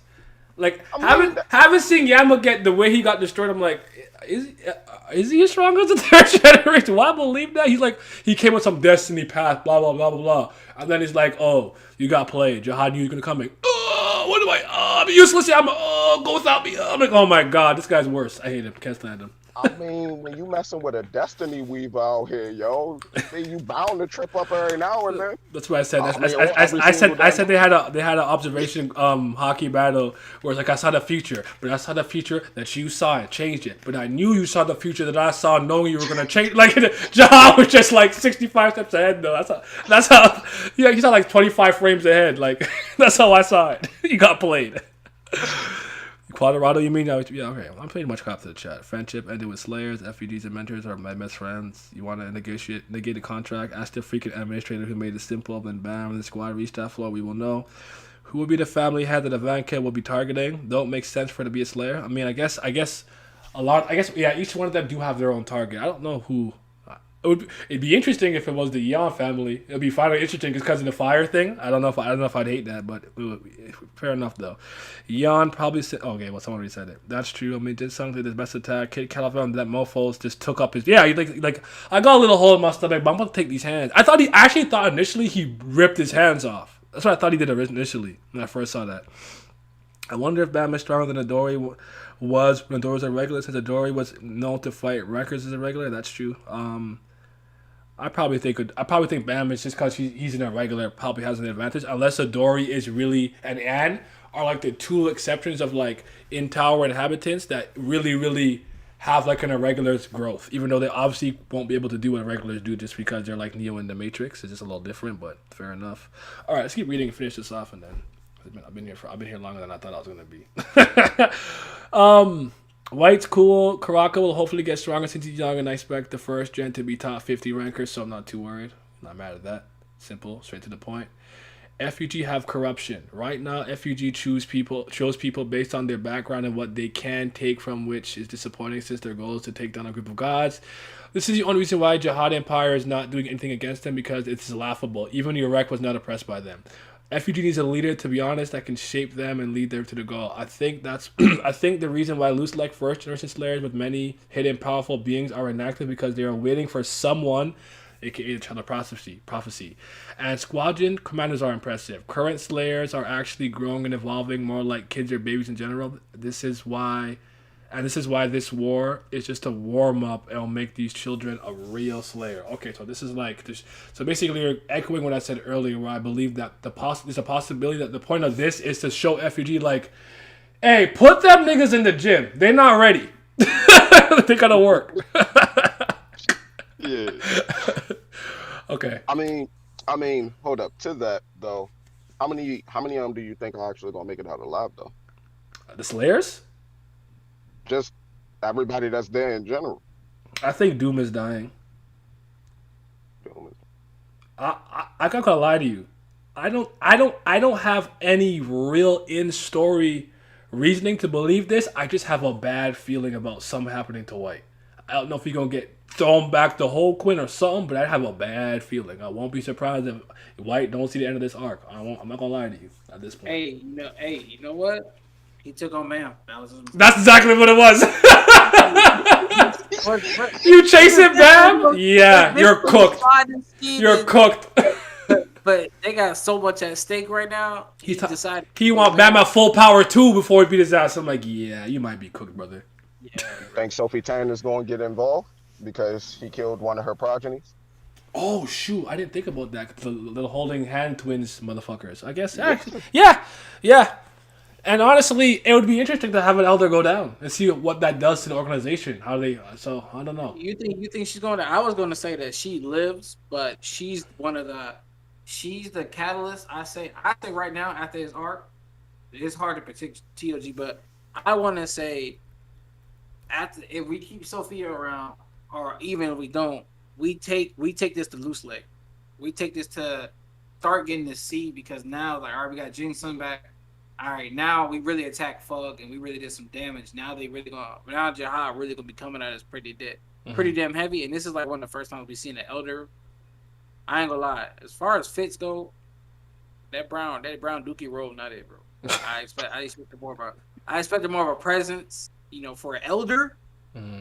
Yeah. Even that bum ass Cal Helm, even he had like some of a good presence, but that whole brown Dookie roll fit for an elder is nah. No wonder Rusev can't keep the reins on. Even his most trusted companions ain't got no fucking drip. Mhm. Damn shame out here. Terrible. That's why That's they run terrible. around. Like, you want me to listen to you? Look what you wearing. Let's do that brown Dookie robe on. So get some drip and come talk to me later. Okay, we're almost done. All right. Gotta come from my man White in the question, Naya. I actually use White because I thought he's the most confident Slayer, but I still think like a Kallavan and FUG has been a little more impressive to me. Jokes aside, I would say my initial impression from season 2 never compared to them to the army and only the 10 family leaders, which I always thought there was a large distance in power. Now, based on the knowledge we've gotten the past 2 years, I'd say yes, but that may perhaps be to accumulation in the story. The current Slayers we're seeing are at a transformation period for Yama. By definition, only recently became what FUG would call a true Slayer or White, being fully resurrected. I like what the Slayers are doing and where I can see them heading, but I wish there was a bit more fear of them or perhaps more apprehension felt by their presence. We got varying degrees of this, but everyone who was a major player here, of course, would think differently, like Masheni or Yasracha, as they are intimidating in their own right. Now, regarding the Commanders to Slayer comparison, I'm actually unsure. I think that's because our current selections for because of our current selection for comparison. I won't speak on White in this case because I think I'm a bit too biased in regards to this topic. I don't mind, man. You speak your mind. I'm not one of those people. You must be impartial and objective. You just speak your mind. However, on the Commander side, we have 3. Kallavan, who was set to be a feature antagonist for BAM. Yas Ratchet, who's a primary antagonist, Wall to overcome for our current Slayers, aka Yama. Then we have Liboric, who is being set to fight another Commander. From a storytelling perspective, it somewhat makes sense that they are.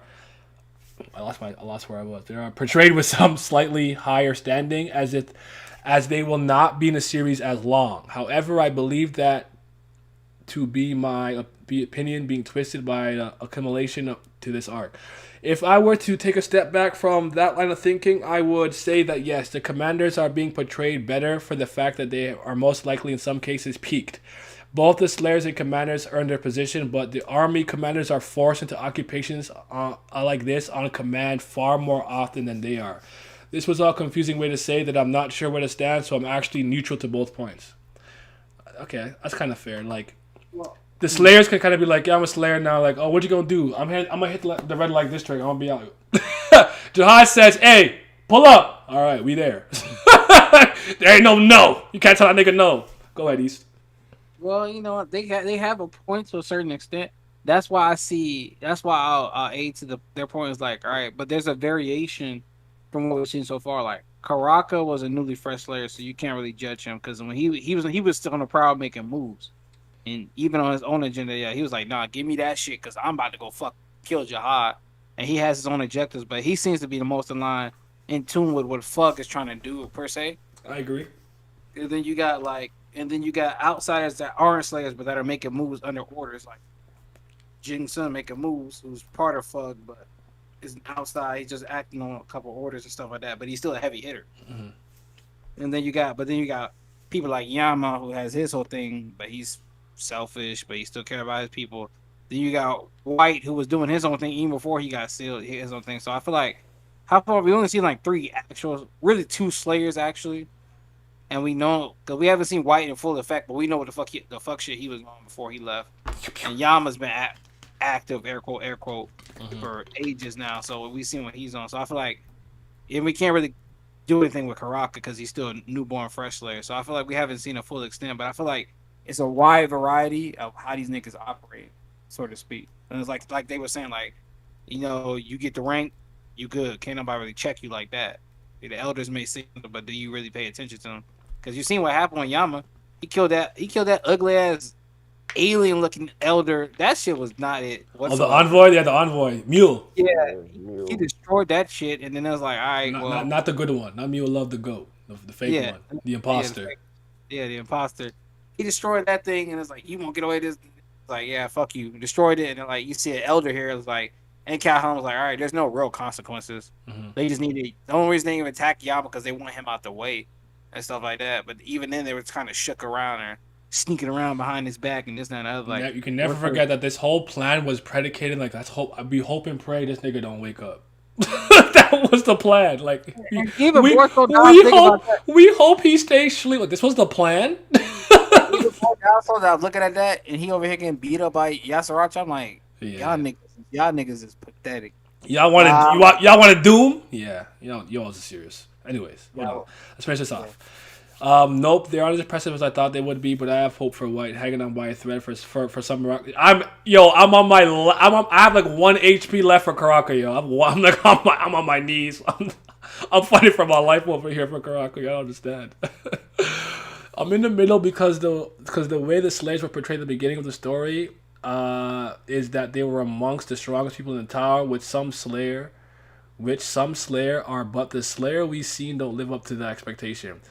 But in my opinion, it all came down to the situations the Slayers were put in. White's case, you can say he is meeting expectations with him fighting a Squadron Commander and holding his own, but in Yama and Karaka's case, they had to fight with people way stronger than them. Like when Karaka fought Yuri, he held his own and he was getting waxed, but fair enough. He held his own in that fight. And then when he fought Urek, okay, it's Urek though. He got poked, bro. It's so embarrassing. But it's okay, it's Urek. But with that case of Yama and the fight with Yashracha, it's a complete counter to Yama. But compared to the Squadron Commanders, the Slayers we've seen don't stack up. In my opinion, we should not have compared the Squadron Commanders to the Slayers in the first place, because when I see Kallavan beat Hajin Sung, I put them on another level compared to the Slayers we'd seen. Because Hajin Sung is the person who finds these peoples and trained them to become Slayers, so I never thought it was a fair comparison. That's interesting to me, because we're under the impression that they're supposed to be fighting the family heads, so I don't think a Squadron Commander. I really think the Squadron Commanders are over them, personally speaking, like from a power and competence standpoint right now. But in hindsight, knowing that the Slayers kind of don't do nothing, and at least these guys are constantly being dispatched to dispel situations. We saw Yasracha was sent to tame, like the giant rabbit situation, the monsters that came down. They're still sent to do stuff. Not necessarily saying all the missions they're doing are hard, but they're constantly active. So I think that matters. Go ahead. I want to say that's a case in, like, if we use One Piece for example, how you compare the government order, the world government order, to the Yonkos, so to speak. You command admirals to the Yonkos. It will be like the Slayers will be, I guess you could say, the commanders or what have you, and then like not the commander, but the Ibukai. yeah. Or among that tier. Then, like, vice admirals, and like some of them match up to others, but it's just like it's so lackluster. It's like, how many commanders have we seen so far? I believe Liboric, 3, Kallavan, and the Yasracha. So about 3, right? 3, and then you got 3 Slayers, basically what we see. White. I almost said Kallavan. Yama and Karaka. Yeah, so the matchup is just not looking. It's not it, man. They're not ready. But I'll get what the way White gets to slide is that his story is still canonical, and where the fact that his story is based on all power scaling, I take a bunch of niggas to take his ass down. Mm-hmm. Like, it took like top tier princesses to come in and knock that nigga down. Yeah, I thought it was one that came and knocked him down. It was multiple, but I think it was there was. If you had read the translation, I don't know how new I think you're pretty new because you caught up I think it was last year. I remember you were going hard on it.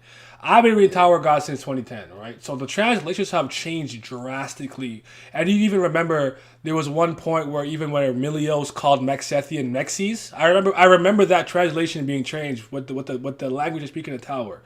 There was a point where they made it seem like it was either a bunch of princesses that possibly came to capture White, or one. I think now we're on the one that was 36 ranked, probably. Yeah, it was one that was the same as him. Yes. The same clan as him. Because even the Kun family were called Kun, like Coon before, and now it's Kun with the Khun. I said C, sorry, Koon. Yeah. I said I put actual coonery.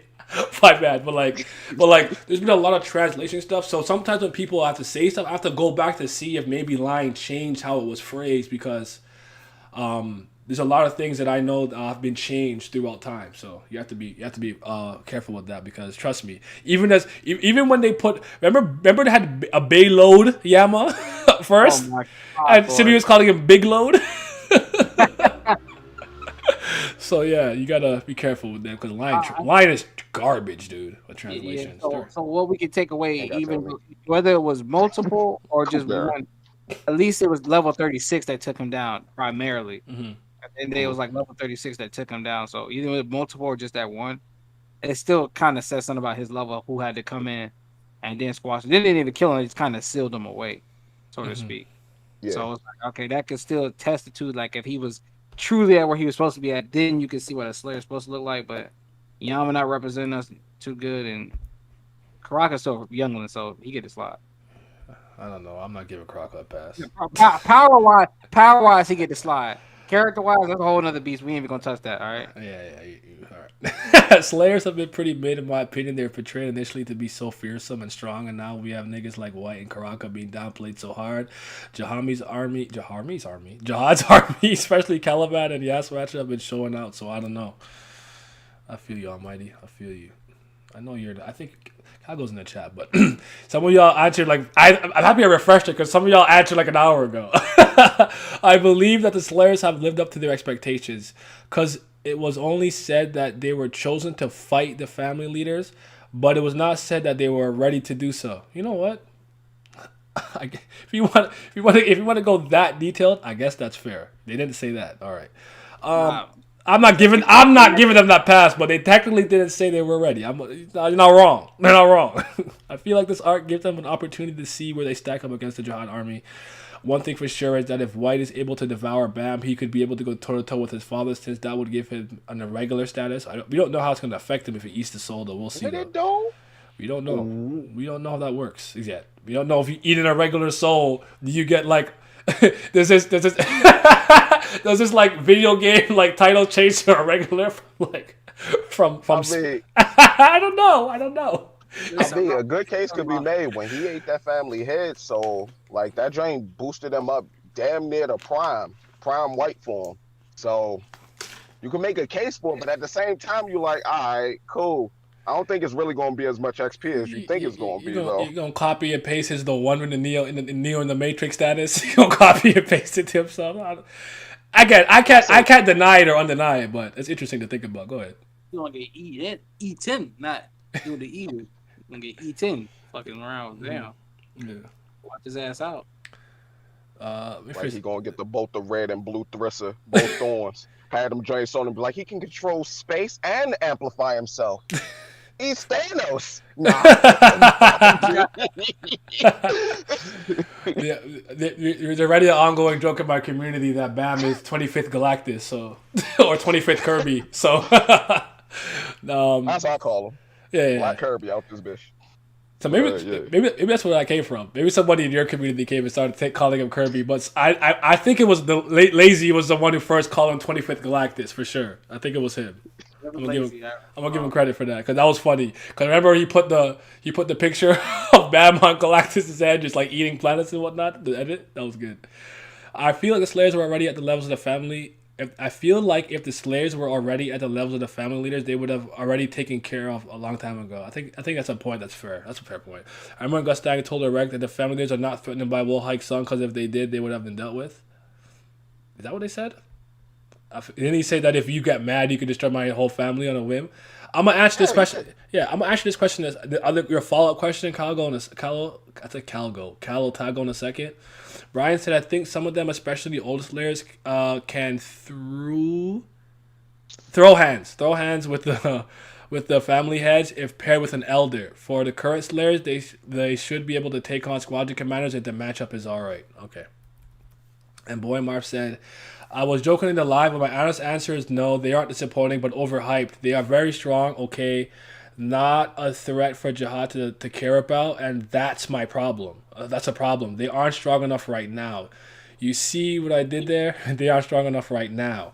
I believe that they have the potential to grow enough for Jihad to bat an eye at them, but ultimately, if nothing changes, F.U.G will fail. will fail. It's Christianity. People believe in Jesus have different sections in their belief. For example, one Christian might be conservative in how the Bible says. Okay, one's a progressive. That's fair. And it's actual fire. Wait, hold on. If you want, please read this. It's actual fire and explain this whole situation. So why FUG is doomed to collapse. I'm gonna read that. I'm gonna open it and read that in a second. Wait, don't leave YouTube. I lied. I'll read that in a second. So how do you guys feel about Kallavan becoming a Slayer if he is not accepted back into the Jihad army? What do you guys feel about that? I think that would go completely against his beliefs and his character, his characterization. Because he's one that his whole entire character right now has been built on like being the dutiful soldier and being loyal to the idea of the utopia that Jihad is willing to provide. If he does do it, it will go against that.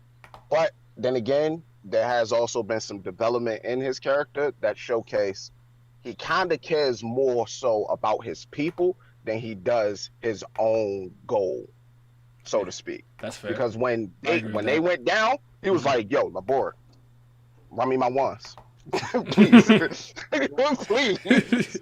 You know what you did." He said, "You're gonna have to see me." Exactly. Funny for So, me. no, go ahead. No, it's you. Okay, No, I'm done. You good? No, like you said, I wish they had shown something a little bit more for that before they killed him more, because I felt it more. Yeah. Because it felt like they had him to be the human collector, and it's that. Then he got here and he was all over Jahad's dick, just like slurping this man up and down. I understand you respecting and praising, but wasn't you supposed to be all about the human collector and this, that, and the other? I felt like shouldn't I be more personal? I feel like I would have liked more of that, but they kind of did it real good. Where like you just kind of seeing him meet all the people that they eventually lost to him in the fight, and they started following him. But I still felt for him in that moment. He was like, "All right, fuck all the bullshit, we good." But I definitely don't see him joining forces like that. Is anybody even left in that nigga crew? I think everybody died, right? Darren's still alive, and Sean He. Yeah, I don't like it. I don't like it at all. I don't like it. I don't want that. That's why. Kallavan shouldn't be joined there for any reason, in my opinion. So, yeah. Let's see what the chat's saying, and then we'll wrap it up. Great. Sadly, to save Doom should die. Should I care? No, I wouldn't. Doom's what? Wouldn't give a damn. Is this a Slayer versus the army? Not kind of like more so like the Slayers and the Commanders. But I'm gonna hop into like talking about the organization themselves on a later day. Racial fit. Bam kills White, then Haas takes his spot. I'm okay with that. I want Haas to be the direct descendant of the REA family so badly. You have no idea. Like that's what I want for him. That's what I need for him. Going back to this immortality thing, do you think the workshop can have weapons that could kill you? I think there might be some loops and workarounds. I do think that they have something in the workshop. One their Bam was stronger. No, I read that already. Level 36 has the red October apparently. The Slayers enemies are literally some of the strongest people in the tower. I don't know what people are expecting. A disorganized group like F.U.G will always struggle against a well-groomed military. That's fair. Eating on a regular soul, I think even the administrator will get involved to stop because this can shake the whole tower in a way. I don't think so. I don't know. Hello, fellow. Family leader soul. Yeah. I mean, not family leader, but family head soul. And the administrator was just like, I ain't see nothing. Yeah. Look to the left. What's soul? What do you mean? Yeah, exactly. What are you talking about? They did what? So yeah. What's Milios' channel? And you could post them in there. There's a couple now. I know I have them. I have them in my thing. I'll just post them after the fact. I'll put them in the description. But you can post them in there if you want, if you're in the chat. You could go ahead and post a link. Obese Panda. Probably don't mess with Wall Hike Sun because they're yeah, Orek himself is like the great equalizer. Like, sure, they can fade anyone else, but they're like, you don't want to mess with that guy. Because he is that guy, pal. He is that guy. Am I hearing this right? Did someone say the oldest layers should be able to fight the family leaders? People.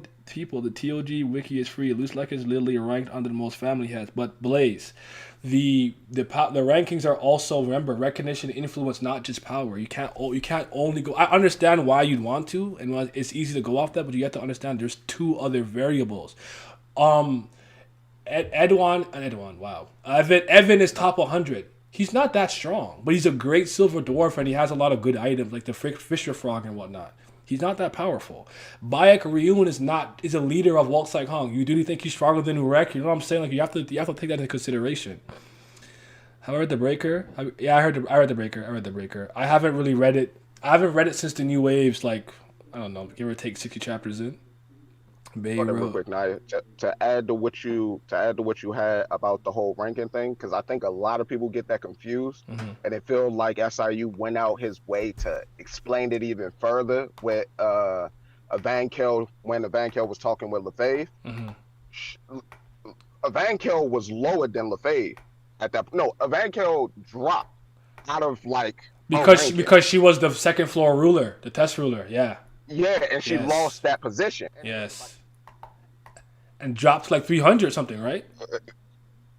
Yeah, and Lefebvre was trying to clap her so that Lefebvre could go up. Yeah. And Van Kel was explaining, just because once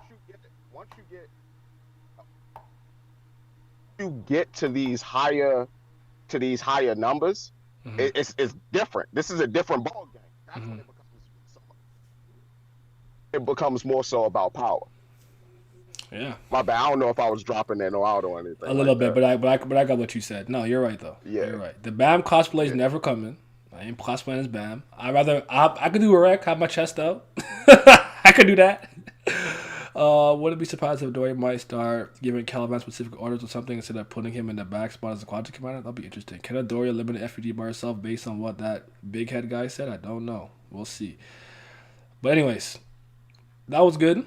I thought we had a good conversation. We're definitely next time.